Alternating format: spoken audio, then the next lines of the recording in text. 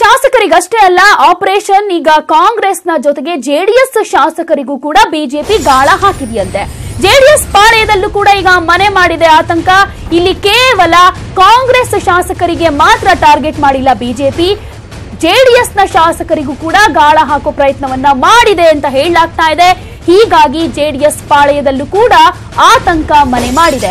JDS ಶಾಸಕರ ಜೊತೆ ಖುದ್ದು ಸಂಪರ್ಕದಲ್ಲಿ ಸಿಎಂ ಇದಾರಂತೆ, ಕ್ಷಣದ ಮಾಹಿತಿಯನ್ನ ಪಡೆದುಕೊಳ್ತಾ ಇದ್ದಾರಂತೆ. ಹಾಗೇನೆ ಎಚ್.ಡಿ. ದೇವೇಗೌಡ ಆಪರೇಷನ್ ಕಮಲಕ್ಕೆ ತಿರುಗೇಟನ್ನ ಕೊಡೋದಕ್ಕೆ ಮಗ ಕುಮಾರಸ್ವಾಮಿಯ ಜೊತೆ ಸಾಕಷ್ಟು ಪ್ಲಾನ್ ಅನ್ನ ಮಾಡ್ತಾ ಇದ್ದಾರೆ. ಯಾಕಂದ್ರೆ ಈಗ ಜೆಡಿಎಸ್ಗೂ ಕೂಡ ಆತಂಕ ಶುರುವಾಗಿರೋದ್ರಿಂದ ಅಪ್ಪ ಮಗ ಇಬ್ರು ಸೇರ್ಕೊಂಡು ಪ್ಲಾನ್ ಮಾಡೋದಕ್ಕೆ ರೆಡಿ ಆಗ್ತಾ ಇದ್ದಾರೆ.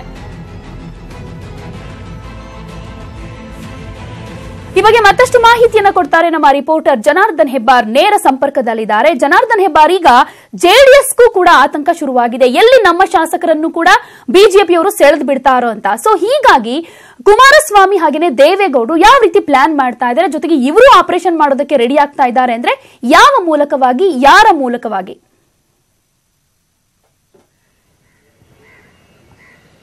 ಪ್ರತಿಮಾ, ಹಿಂದೆಂದನೂ ಸಹಿತ ಮುಖ್ಯಮಂತ್ರಿ ಕುಮಾರಸ್ವಾಮಿ ಸಾಕಷ್ಟು ಬಾರಿ ಹೇಳಿದ್ದಾರೆ, ಒಂದು ವೇಳೆ ಬಿಜೆಪಿಯವರು ಅಂತ ಪ್ರಯತ್ನ ಕೈ ಹಾಕಿದ್ರೆ ನಾವು ಸುಮ್ಮನೆ ಕೂರ್ತೀವ, ನಮ್ಗೇನಷ್ಟು ಕಾಂಟ್ಯಾಕ್ಟ್ ಇಲ್ವಾ ಅನ್ನೋಂಥ ಮಾತನ್ನು ಕೂಡ ಹೇಳಿದ್ರು.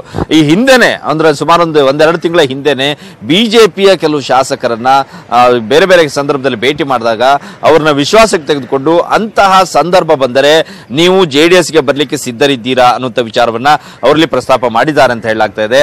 ಅಲ್ಲದೆ ಅಂತ ಸಂದರ್ಭ ಎದುರಾಯ್ತು ಅಂದ್ರೆ ನಾನು ನೇರವಾಗಿ ನಿಮ್ಮನ್ನ ಸಂಪರ್ಕ ಮಾಡಲ್ಲ ಅಂತೇಳಿ ಆ ಸಂದರ್ಭದಲ್ಲಿ ಬೇರೆ ಒಬ್ಬ ಪರಿಚಯಸ್ಥರನ್ನ ಅವರಿಗೆ ಸಂಪರ್ಕವನ್ನ ಮಾಡಿಸ್ಕೊಟ್ಟಿದ್ದಾರೆ. ಅಂದ್ರೆ ರಾಜಕೀಯದಲ್ಲಿ ಇಲ್ಲದೆ ಇರುವಂತಹ ಬಿಸಿನೆಸ್ ಮ್ಯಾನ್ ಒಬ್ಬರನ್ನ ಅವರಿಗೆ ಸಂಪರ್ಕ ಮಾಡಿ ಒಂದು ವೇಳೆ ಬಿಜೆಪಿಯಿಂದ ಏನಾದ್ರು ಅಂತ ಪ್ರಯತ್ನ ನಡೀತು, ಆಪರೇಷನ್ ಕಮಲ ಮಾಡಿದ್ರು ಅಂತ ಆದ್ರೆ ನೀವೆಲ್ಲರೂ ಸಹಿತ ಇವರ ಸಂಪರ್ಕಕ್ಕೆ ಬರ್ತೀರಿ, ಅವರ ಮೂಲಕ ನಿಮ್ಮ ಒಂದು ತೀರ್ಮಾನವನ್ನು ತಿಳಿಸಬೇಕಾಗತ್ತೆ ಆ ಸಂದರ್ಭದಲ್ಲಿ ಅಂತೇಳಿ ಅವಾಗ ಎಲ್ಲರೂ ಕೂಡ ಒಪ್ಕೊಂಡಿದ್ದಾರೆ. 4-5 ಜನ ಶಾಸಕರು ಅಂತ ಮಾಹಿತಿ ಇದೆ. ಜೆಡಿಎಸ್ ನ ಯಾವುದೇ ಸಚಿವರಾಗ್ಲಿ ಬೇರೆ ಮುಖಂಡರಾಗ್ಲಿ ಯಾರಿಗೂ ಕೂಡ ಇಂಥ ಒಂದು ಪ್ಲಾನ್ ಬಗ್ಗೆ ಮಾಹಿತಿ ಇಲ್ಲ. ಆದ್ರೆ ಸಿಎಂ ಮಾತ್ರ ಇಂಥ ಒಂದು ಪ್ಲಾನ್ ಅನ್ನ ಮಾಡಿ ಈಗಾಗಲೇ ಸಿದ್ಧವಾಗಿ ಇಟ್ಕೊಂಡಿದ್ದಾರೆ. ಒಂದು ವೇಳೆ ಬಿಜೆಪಿ ಅಂತ ಪ್ರಯತ್ನಕ್ಕೆ ಮುಂದೋಯ್ತು ಅಂತಂದ್ರೆ ತಿರುಗೇಟು ನೀಡಲಿಕ್ಕೆ ಇದು ಕೇವಲ ಮುಖ್ಯಮಂತ್ರಿಗಳು ಮಾತ್ರ ಮಾಡಿದಂತ ಪ್ಲಾನ್ ಅಲ್ಲ, ದೇವೇಗೌಡರು ಸಹಿತ ಸೇರ್ಕೊಂಡು ಈ ಒಂದು ಪ್ಲಾನ್ ಅನ್ನ ಮಾಡಿದ್ದಾರೆ.